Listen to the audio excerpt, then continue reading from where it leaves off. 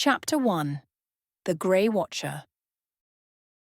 The Broken Shield wasn't the worst tavern in Concordia, but it worked hard to maintain its reputation as a close second.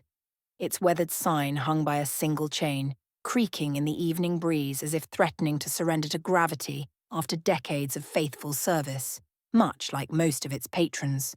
Cael Varnor, though no one here used his full name or former rank anymore, sat in the corner booth where the shadows gathered thickest. The location was tactical, back to the wall, clear sightline to both the front entrance and the kitchen door, positioned beneath the one lantern that never seemed to hold a flame for more than an hour. Perfect for watching without being watched. His weathered hands cradled a mug of ale he'd been nursing for the better part of an hour. The same mug he'd been nursing for the better part of a year, or so it sometimes felt. The drink itself mattered little. It was merely the price of admission, the reason to occupy this strategic corner of Concordia's underbelly. The tavern hummed with the sound of off-duty soldiers, dock workers, and those who preferred not to name their professions.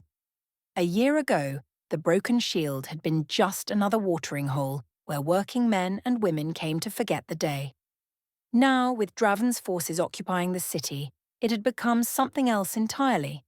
A junction box where information flowed freely after enough alcohol loosened lips and dulled caution.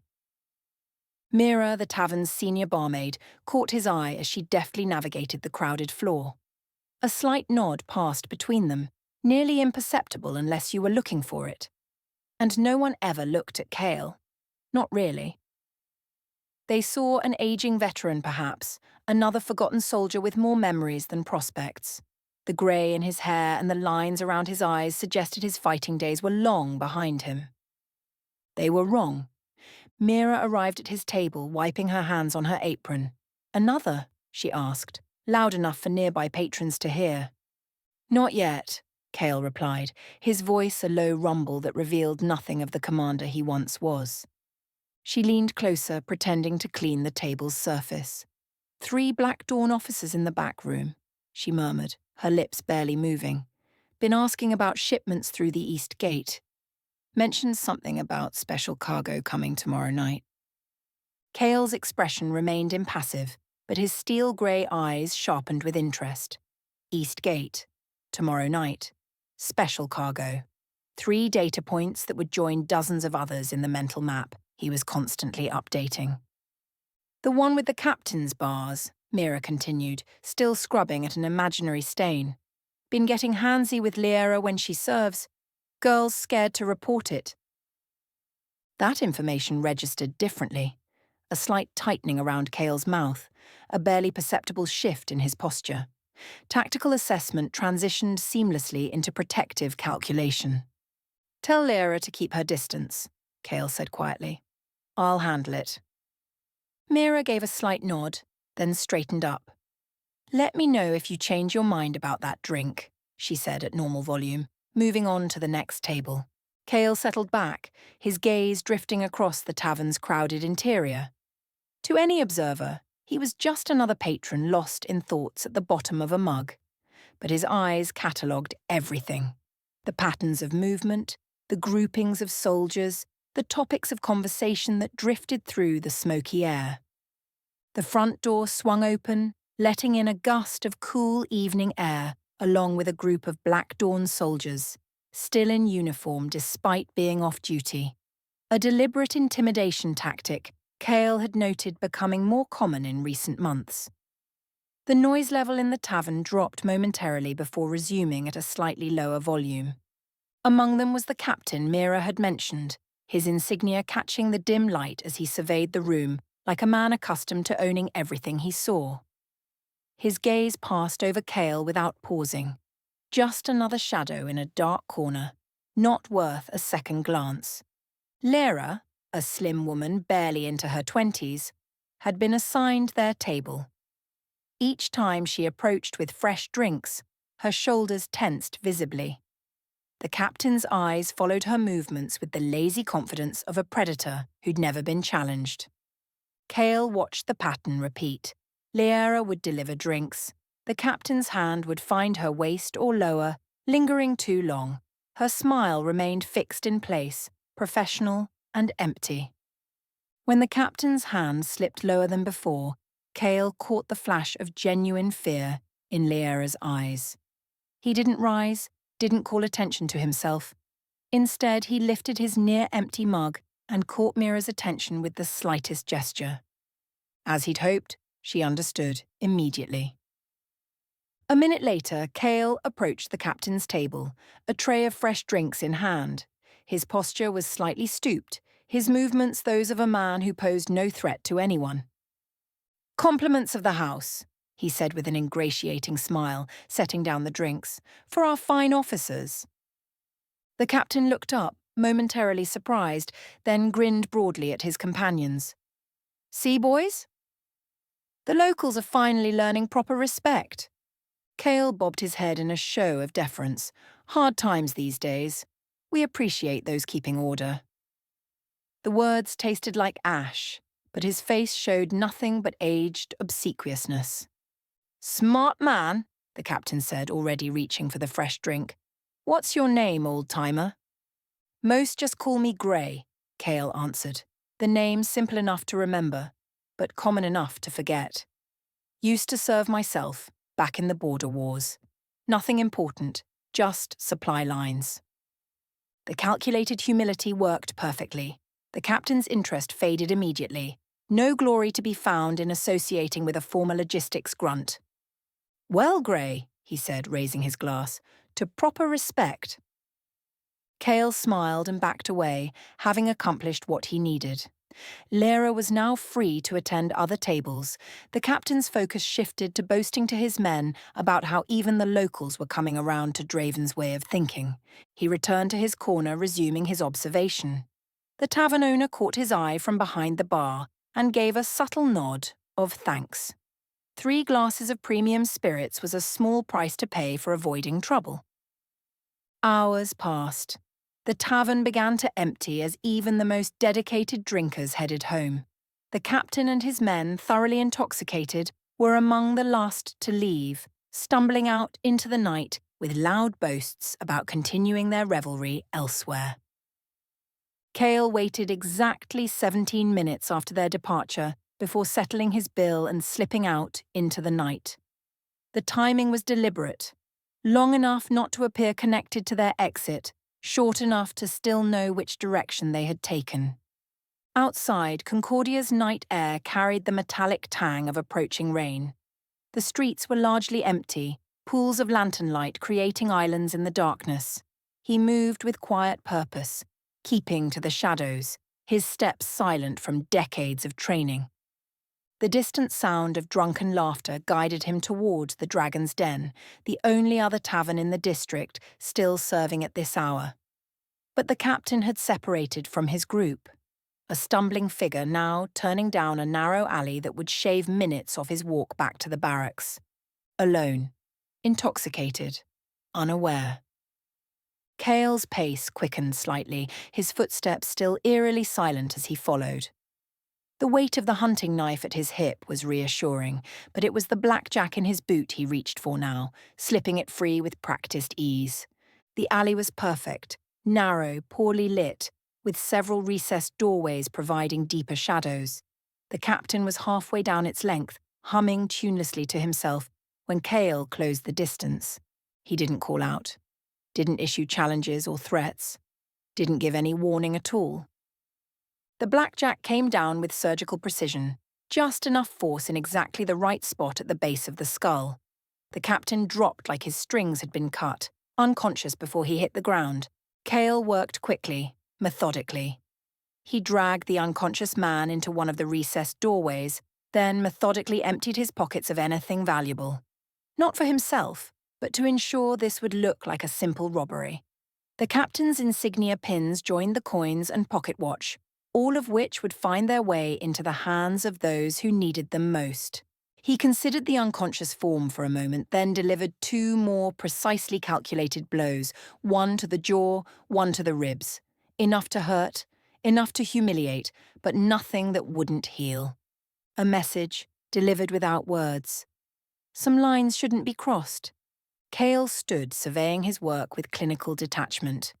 By morning, this would be just another cautionary tale about an officer who wandered into the wrong part of town, a reminder that even Draven's forces weren't untouchable.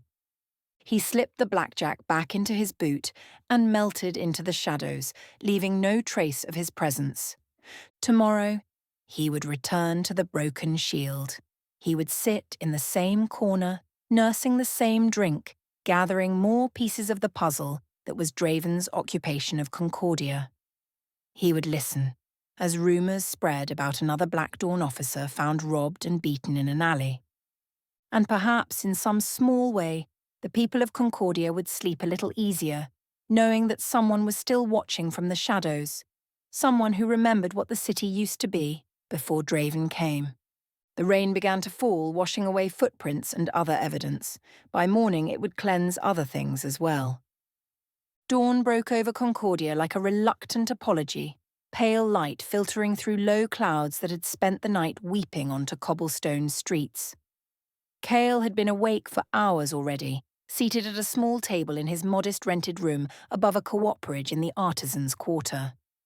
Before him lay a worn leather journal, its pages covered in neat, economical handwriting.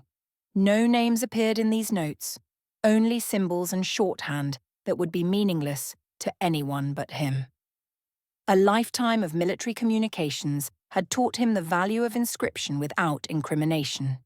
He made a final entry, details about the special cargo coming through the East Gate tonight, then closed the journal and returned it to its hiding place behind a loose stone in the hearth. The journal was only half of his system.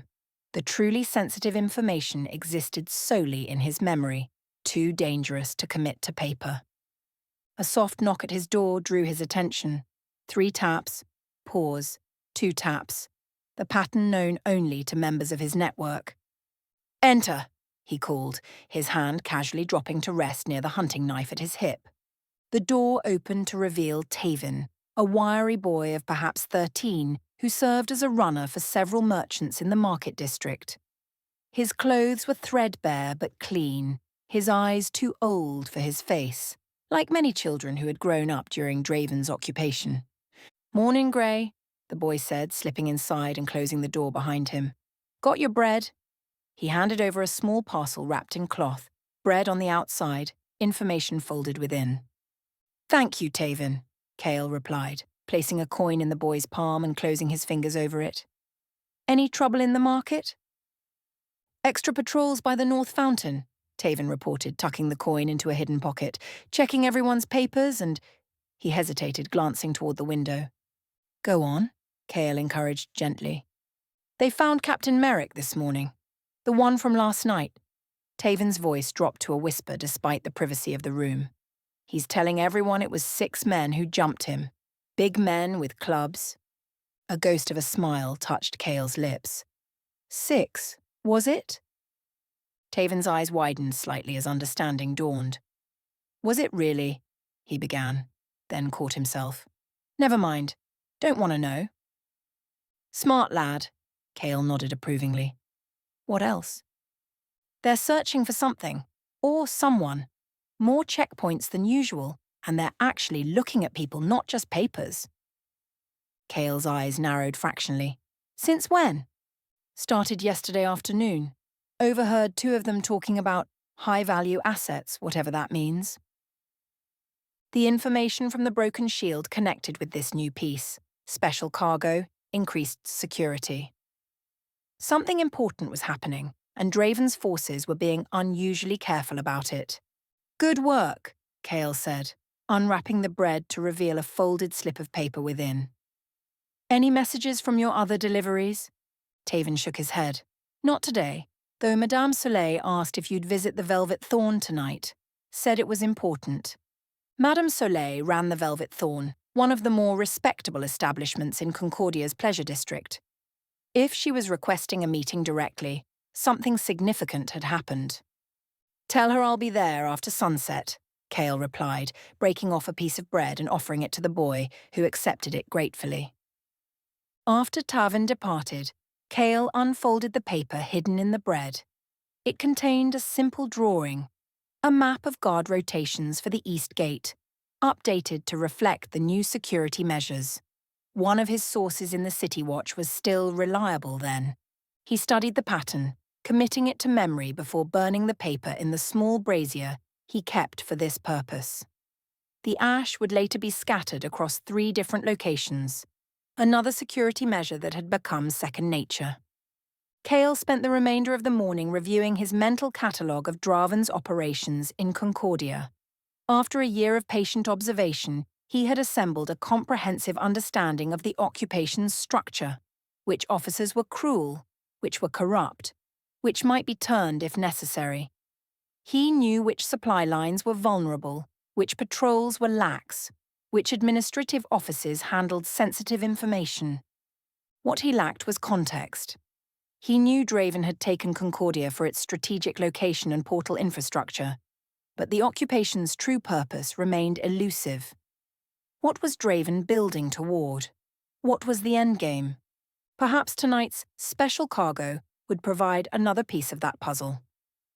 As midday approached, Cael prepared to begin his daily circuit of the city. He dressed carefully in nondescript clothing, a weathered coat over simple garments that would draw no attention in any district. The hunting knife remained at his hip, visible enough to discourage common troublemakers but standard equipment for many in Concordia these days. The blackjack stayed hidden in his boot, a secret weapon for dealing with threats that couldn't be avoided. He left by the back stairs, avoiding the main street where Black Dawn patrols had increased. His route would take him through 6 districts, with stops at various establishments where members of his network could pass information without arousing suspicion. A cobbler's shop, a public house, a small temple to a deity whose worship Draven's forces tolerated because it posed no threat. As he moved through Concordia's winding streets, Cael maintained the deliberate invisibility he had perfected.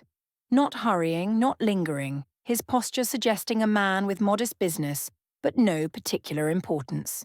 He nodded respectfully to passing patrols, kept his eyes appropriately lowered when officers passed by. Just another aging citizen adapting to occupation. Nothing worth a second glance, but his eyes missed nothing. Each patrol's composition, each checkpoint's procedure, each shift change and supply delivery, all filed away in the mental archive of Concordia's former military commander. By mid-afternoon, Cael had completed most of his circuit and gathered several new pieces of intelligence. A weapons shipment arriving tomorrow at the Western Barracks, a new edict restricting civilian movement after midnight, rumours of discord between Draven's military officers and his administrative officials. He paused at a small tea house near the central market, taking a seat that offered a clear view of the street. The proprietor, a widow whose husband had served under Cael during the border wars, brought him a steaming cup without being asked. "Cold day for spring," she commented in a voice meant to carry. "Winter always holds on too long," Cael replied, the casual exchange confirming that no immediate threats were present. She lingered, wiping down his table. "Did you hear about poor Selene?" Cael raised an eyebrow slightly. Selene was a laundress who handled linens for several Black Dawn officers' quarters. "Arrested this morning," the widow continued, voice dropping. "They found messages hidden in the wash she was returning, took her whole family." A knot formed in Cael's stomach. Selene wasn't part of his network, but he knew she worked with another resistance cell, one more reckless than his own. Her arrest could threaten several operations if she broke under questioning. "A shame," he said evenly, though his mind was already calculating contingencies. Always thought she kept to herself. "That's the way of it these days," the widow replied with a meaningful look. "No one's as quiet as they seem." After finishing his tea, Cael continued his circuit with new urgency. 2 more contacts confirmed Selene's arrest, adding the detail that she was being held at the Central Administrative Building rather than the Military Detention Center, suggesting Draven's Intelligence Division was handling her case directly. By the time evening approached, Cael had activated several emergency protocols, warning potentially compromised contacts to go to ground for a few days. It was a setback, but not a catastrophic one. His network was designed with redundancies and firewalls to prevent any single arrest from collapsing the entire structure. As the sun began its descent behind Concordia's western towers, Cael turned his steps toward the pleasure district and the Velvet Thorn. Whatever Madame Soleil needed to share, it would have to be significant to risk a direct meeting. The district came alive as darkness fell, lanterns of coloured glass casting intimate shadows across the streets. Unlike the rest of Concordia, here Black Dawn officers mingled openly with civilians, rank insignia temporarily forgotten in pursuit of more primal interests. The Velvet Thorn occupied a 3-story building whose elegant exterior belied its purpose. No gaudy signs or barkers here. Madame Soleil's establishment catered to those who valued discretion alongside pleasure. 2 broad-shouldered men flanked its entrance, their expressions neutral but their eyes alert for potential trouble. They nodded to Cael as he approached, recognizing him without needing to ask his business. One opened the door, revealing the warm interior where soft music played and conversations hummed at a carefully modulated volume. Inside, richly upholstered furniture and tasteful artwork created an atmosphere of refined comfort. Men and women in expensive clothing circulated with practiced grace, offering drinks and conversation to patrons while negotiating more intimate arrangements with subtle gestures and coded phrases. A young woman in a deep blue dress approached Cael almost immediately. "Grey," she greeted him warmly. "Madame Soleil is expecting you. This way, please." She led him past the main salon toward a private staircase at the rear of the building. As they walked, Cael noted several Black Dawn officers among the patrons, including one he recognized from the intelligence division, a potential source of information about Selene's arrest. The staircase led to Madame Soleil's private office on the 2nd floor. The young woman knocked once, then opened the door for Cael to enter before discreetly withdrawing. Madame Soleil rose from behind her desk as he entered. A tall woman in her 50s, whose striking features had aged into dignified beauty. Her silver-streaked black hair was arranged in an elegant coiffure, her crimson dress suggesting luxury without ostentation. "Grey," she said, her voice carrying the faint accent of Concordia's eastern provinces. "Thank you for coming so quickly." "Your message suggested urgency," Cael replied, accepting the chair she offered. "I assume this isn't a social call." She smiled thinly. "When is it ever?" She poured 2 glasses of amber liquid from a crystal decanter. "Something has changed. My girls report that several high-ranking officers have cancelled their regular appointments, all suddenly reassigned to security details." Cael accepted the glass but didn't drink. "Starting when?" "Yesterday afternoon. And there's more." She leaned forward slightly. "They're clearing the entire north wing of the governor's residence. Full security sweep, new locks, private staff." The north wing had been largely unused since Draven's forces took Concordia. Its sudden preparations suggested an important visitor, perhaps connected to the special cargo arriving tonight. "Any indication who they're expecting?" Cael asked. Madame Soleil sipped her drink before answering. "Not who. What?" She set her glass down carefully. "One of my clients, an administrator with access to requisition orders, mentioned preparations for securing a powerful artifact, something called the Heart of Mirkdusk." Cael kept his expression neutral, but his pulse quickened slightly. The name meant nothing to him, but artifacts of power were dangerous in any hands, and potentially catastrophic in Draven's. "Did he say anything else about this artifact? Its purpose?" She shook her head. "Only that Draven himself ordered the security arrangements, and—" she hesitated, "that they've brought in specialists to handle it. People with experience in containing magical anomalies." That confirmed it wasn't just a symbolic artifact or historical relic. Whatever this Heart of Mirkdusk was, it had active power. Power Draven deemed worth extraordinary precautions. "The cargo coming through the east gate tonight," Cael murmured, connecting the pieces. You already knew, Madame Soleil stated, not a question. I knew something was coming. Not what. He finally took a small sip from his glass, the liquor burning pleasantly down his throat. This is valuable information, madam. My thanks. There's a price, she said, her expression turning grave. One of my girls disappeared 3 days ago. Elise. She was last seen leaving with a Black Dawn major, a regular client who never caused trouble before. You think something happened to her? I know it did. Another client, an officer in the same unit, got drunk last night and mentioned that his commanding officer had made a problem disappear. When pressed, he said something about that whore who heard too much. Cael's expression hardened. You want me to find out what happened to her? I want justice, Madame Soleil corrected, her voice taking on a dangerous edge. My girls are not disposable. Everyone in Concordia knows that. If one Black Dawn officer can break that understanding without consequences, others will follow, Cael finished. I understand. Find out what happened to Elise, she said, her eyes holding his, and if she's been harmed, make it right. Cael nodded slowly. I'll need details. The Major's name, his habits, everything you know about him. Madame Soleil slid a folded paper across the desk. It's all there, including his scheduled visit to the Third Gate Tavern tonight after his shift ends. Cael took the paper, tucking it into an inner pocket. I'll handle it. Good. She refilled her glass, but not his, understanding that his work for the night was just beginning. There's one more thing, a detail that may be nothing, but... She frowned slightly. The administrator mentioned something about the artifact arriving with a prisoner.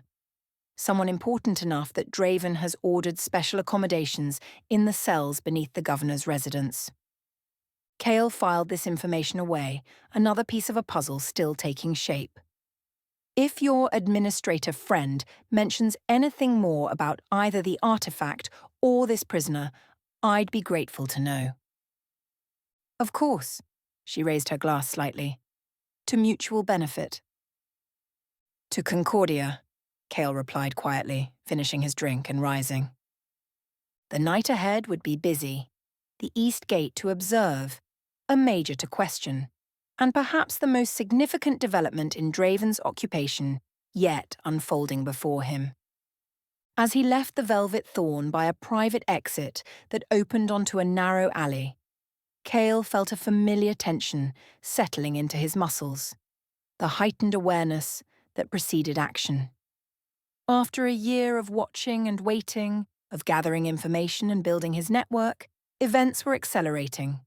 Tonight, he would discover what the Heart of Mirkdusk was, and why Draven wanted it badly enough to risk bringing it into the heart of Concordia. Chapter 2. Heart of Darkness. Darkness had fully claimed Concordia by the time Cael reached the southeastern district. Rain fell in a persistent drizzle, turning cobblestones slick and encouraging citizens to stay indoors, convenient for a man who preferred to move unseen. The East Gate stood as one of Concordia's 4 main entrances, a massive stone archway reinforced with steel and magic during the border wars. In peacetime, it had remained open day and night, welcoming travellers and merchants from the eastern provinces. Under Draven's occupation, it operated on a strict schedule, heavily guarded and tightly controlled. Cael approached from the north, staying well back from the main thoroughfare. The rain worked to his advantage, reducing visibility and muffling sound as he made his way through a series of narrow alleyways that ran parallel to the main approach. His destination was an abandoned tannery, whose upper floor offered a clear view of the gate while remaining outside the standard patrol routes. Like many buildings near Concordia's walls, it had been damaged during Draven's initial assault and never repaired, the owners either fled or impoverished by the occupation. Cael slipped inside through a partially collapsed rear wall, navigating the darkened interior from memory. He'd used this vantage point before, one of several observation posts he'd established throughout the city. The stairs creaked slightly under his weight as he ascended to the second floor. but the sound was lost beneath the steady drumming of rain on the damaged roof. The room he sought had once been an office. Now its front wall was partially missing, creating a sheltered alcove with an unobstructed view of the east gate about 200 yards away. Cael settled into position, drawing his weathered coat tighter against the chill as he prepared for what might be hours of waiting. The gate below was illuminated by magical lanterns that burned despite the rain, casting harsh white light on the guardhouse and checkpoint. Cael counted 8 Black Dawn soldiers visible on regular patrol, with at least 2 more inside the guardhouse, significantly more than the standard evening complement. At the commander's station stood a figure Cael recognized, Major Thorn, a career officer known for his meticulous attention to protocol. His presence confirmed this was no routine delivery. Thorn was typically assigned to high-security operations directly overseen by Draven's inner circle. For nearly an hour, Cael watched the gate's operation. No citizen traffic passed through, unusual even for a rainy evening, and the soldiers' heightened alertness suggested they were expecting something significant. A distant rumble drew his attention to the eastern road beyond the gate. Approaching lights materialized through the rain, a convoy of 3 heavy wagons escorted by mounted soldiers. The lead wagon was enclosed, built like a prisoner transport, but reinforced with bands of dark metal that seemed to absorb the lantern light rather than reflect it. Major Thorn straightened as the convoy approached, barking orders that sent his soldiers into precise formation. The gate mechanism engaged with a grinding of gears, ancient magic pulsing along runic inscriptions as the massive doors swung inward. The convoy didn't stop for the usual inspection. Instead, the gates opened just wide enough for the wagons to pass single file, then immediately began closing behind the last escort. The entire operation took less than 2 minutes, an efficient, clearly rehearsed maneuver designed to minimize exposure.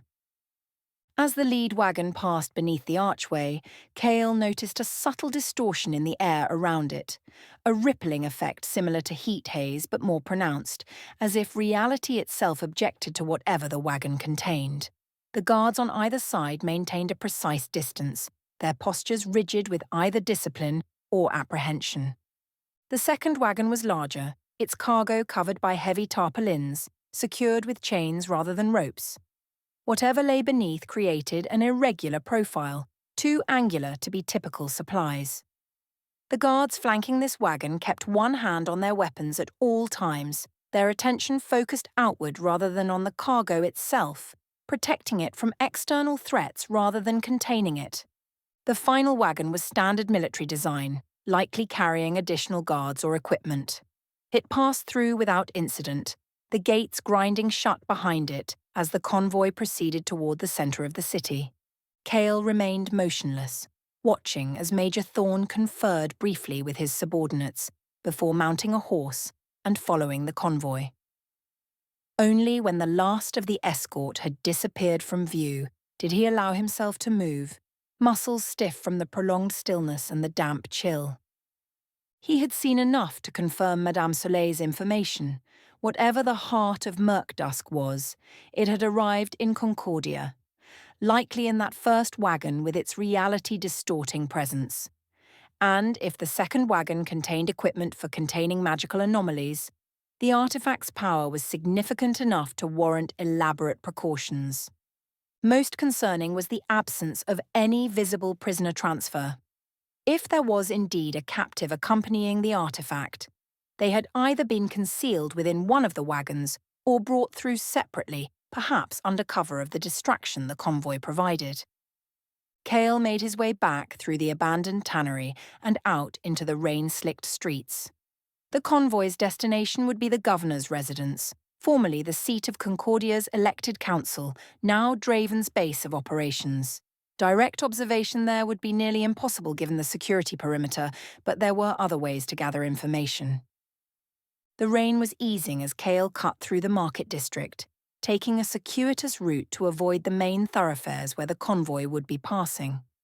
His next destination was the Third Gate Tavern, where, according to Madame Soleil's intelligence, the major implicated in Elise's disappearance would be spending his evening. Justice for Madame Soleil's missing girl would have to come first. Then he could turn his full attention to uncovering the secrets of the Heart of Mirkdusk, and whatever prisoner might have accompanied it into the heart of occupied Concordia. The third gate occupied the ground floor of a 3-story building in what had once been Concordia's diplomatic quarter. Unlike the Broken Shield, it catered to a more affluent clientele, mid-rank officials and officers seeking to distinguish themselves from their subordinates without stretching their purses too far. Cael's approach was measured. The hunting knife at his hip wouldn't raise eyebrows here. Most patrons carried similar weapons, but his weathered attire would be conspicuous among the polished boots and tailored uniforms. He circled to the rear of the building, where deliveries and less reputable visitors typically entered. The back door was propped slightly open, allowing kitchen smoke to escape into the alley.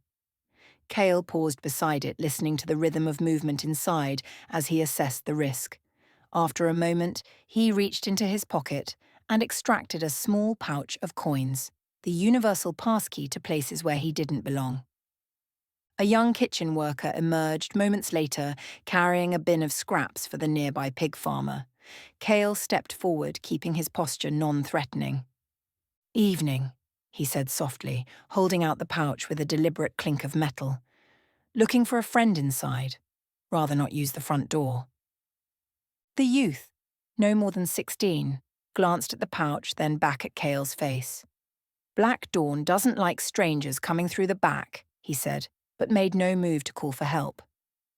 "Not looking for trouble," Cael replied, allowing a few coins to spill into his palm. "Just a quiet drink and a word with my friend." The kitchen worker hesitated, then set down his bin and reached for the coins. "Cook steps out for his pipe every hour. Next break's in 10 minutes. Wait till then." He pocketed the money and lifted the bin again, continuing down the alley without looking back. Cael withdrew into the shadows, counting minutes as he listened to the muted sounds of the tavern. When a bulky figure emerged from the kitchen door trailing pipe smoke, he slipped smoothly past and into the steamy chaos of the kitchen. The staff barely glanced his way as he moved with purpose toward the serving corridor. He grabbed an empty tray from a stack near the doorway, using it as a prop to justify his presence as he emerged into the main tavern area. The third gate's interior was a study in pretension. Dark wood paneling and brass fixtures intended to evoke old Concordia elegance, but too new and too polished to be authentic. The clientele matched the decor. Black Dawn officers and administrative officials trying to project sophistication while drinking themselves into the same stupor available at any dockside dive. Cael set the tray down on an empty table and scanned the room with practiced efficiency. Madame Soleil's information had included a detailed description of Major Keller, the officer implicated in Elise's disappearance. Late 40s, heavy-set, with a distinctive scar bisecting his left eyebrow. There, at a corner table partially secluded by a decorative screen, the Major sat alone, already well into his cups, judging by the empty glasses before him. His uniform jacket was unbuttoned at the collar, his posture slouched, a man drinking to forget rather than to socialize. Cael considered his approach. Direct confrontation would be foolish, given the number of Black Dawn personnel present. He needed to isolate the Major, preferably without raising suspicion among his colleagues. Fortunately, men drinking alone in taverns generally sought one of two things: company or oblivion. Major Keller's body language suggested the latter, but his occasional glances toward the door indicated he wasn't entirely committed to solitude. Cael moved to the bar, ordering a mid-priced whiskey and paying with a coin heavy enough to ensure the barkeeper's cooperation with his next request. "That officer in the corner," he said quietly, nodding toward Keller. "Send him a drink, same as what he's having. Tell him it's from an admirer of his work in the Eastern Campaign." The barkeeper, a woman whose shrewd eyes suggested she missed little that happened in her establishment, assessed Cael briefly before nodding. "Sure thing, mister." Cael took his whiskey to a table with a clear line of sight to both Keller and the nearest exit. He didn't look directly at the Major, but kept him in his peripheral vision, as the barkeeper delivered the drink with the accompanying message. Keller straightened slightly, surprise giving way to satisfaction as he scanned the room for his benefactor. Cael allowed their eyes to meet briefly, offering a slight nod of acknowledgement before returning his attention to his drink. It was a calculated risk. If Keller was suspicious or particularly cautious, he might simply accept the drink without inviting further contact. But men with guilty consciences often sought validation, especially when alcohol had already loosened their judgment. The Major raised the glass in Cael's direction before drinking deeply. After a moment's consideration, he gestured to the empty chair at his table. An invitation. Cael waited a deliberate 10 seconds before rising, drink in hand, and making his way unhurriedly to Keller's table. His posture conveyed respectful deference rather than threat. "Major," he said, inclining his head slightly, "hope I'm not intruding on your evening." "Depends," Keller replied, words slightly slurred. "You really know my work? Or was that just a line?" "Eastern Campaign, 3rd Division," Cael said smoothly, drawing on intelligence gathered over months of eavesdropping on Black Dawn officers. The ambush at Kirill Pass, masterfully executed. Keller's expression shifted from suspicion to pride. "That was something, wasn't it? Rebels never knew what hit them." He gestured to the chair again. "Sit, drink. Always good to meet someone who appreciates real strategy." Cael settled into the offered seat, taking a measured sip of his whiskey. "You commanded the 3rd Division yourself?" "Senior Tactical Officer," Keller corrected, warming to the subject of his accomplishments. "Planned the entire operation. Would have had my own command if politics hadn't gotten in the way." "Politics," Cael echoed sympathetically. "Always interfering with true merit." The Major nodded vigorously, draining his glass and signalling for another. "Exactly. You military?" "Was," Cael replied, the admission technically true. "Long time ago. Border wars." "Ah, different time," Keller said dismissively. "Concordia was weak then, software now." He gestured broadly, nearly knocking over his empty glass. "Now we're building something with backbone." Cael nodded agreeably, noting how quickly the Major had included himself in Draven's vision. "Must keep you busy. Important work." "You have no idea." Keller leaned forward slightly, lowering his voice to a conspiratorial level that was still too loud. "Big things happening. Very big." "The convoy tonight," Cael ventured, keeping his tone casual. Keller's eyes narrowed briefly before alcohol-induced bonhomie reasserted itself. "You've got good sources. Yes, important cargo. Very important." He tapped the side of his nose. "Game-changing." A server arrived with Keller's fresh drink. Cael used the interruption to shift the conversation toward his primary objective. "Whole city's on edge lately," he commented as the server departed. "Extra patrols, more checkpoints. Heard there was trouble with some locals. Girl went missing." Keller stiffened almost imperceptibly, his fingers tightening around his glass. "Lots of people go missing these days. Nature of occupation." "True enough," Cael agreed, watching the Major's reaction carefully. "Still, causes talk when it's someone connected. Heard it was one of Madame Soleil's girls. Elise, I think the name was." The glass in Keller's hand trembled slightly. "Shouldn't believe everything you hear," he muttered, suddenly finding the contents of his drink fascinating. "Of course not," Cael replied easily.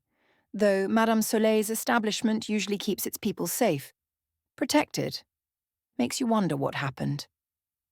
Keller's face flushed darker, anger cutting through the alcoholic haze. Some people should mind their own business. Some people hear things they shouldn't and don't know when to keep their mouths shut. "Dangerous times," Cael agreed, his voice still mild while his mind registered the confirmation of his suspicions. "Especially for those who know too much." "Exactly," Keller said, seemingly relieved that Cael understood. "Sometimes necessary actions get taken. For security." He leaned forward again, voice dropping. Can't have loose lips when something like the Heart is coming into the city. Cael took another slow sip of whiskey, concealing his interest. The Heart? But the moment of candour had passed. Keller blinked, awareness of his indiscretion penetrating the alcoholic fog. Nothing. Forget I said anything. He drained half his new drink in one swallow. Why so interested in missing whores anyway? Just curious, Cael replied, recognizing that he'd gotten as much as he was likely to from this approach. Heard she was pretty. Shame to lose such beauty from the world. Something ugly twisted in Keller's expression. Plenty more where she came from. Cael's fingers tightened imperceptibly around his glass, but his face remained impassive. I'm sure. Well, I should let you enjoy your evening, Major. He stood, offering a respectful nod. Honor to meet a strategist of your caliber. Keller waved vaguely, already signaling for another drink. Good man, appreciates quality. Cael made his way toward the front exit now that his presence had been established legitimately. He'd confirmed 2 critical pieces of information. Major Keller was indeed responsible for Elise's disappearance, and her crime had been overhearing something about the Heart of Mirkdusk. Outside, the rain had stopped, leaving Concordia's streets glistening under the moonlight that occasionally broke through thinning clouds. Cael moved purposefully away from the third gate, already planning his next steps. Keller would eventually leave the tavern, likely even more intoxicated than he currently was. Following him might lead to additional information, or to an opportunity to extract the details of what had happened to Elise. Justice for Madame Soleil's girl would come tonight, and perhaps with the right pressure applied, Major Keller would reveal more about the mysterious artifact that had arrived under such heavy guard, the Heart of Mirkdusk that was apparently sensitive enough to kill for. Cael found a shadowed doorway across from the tavern's entrance and settled in to wait. The hunt was just beginning.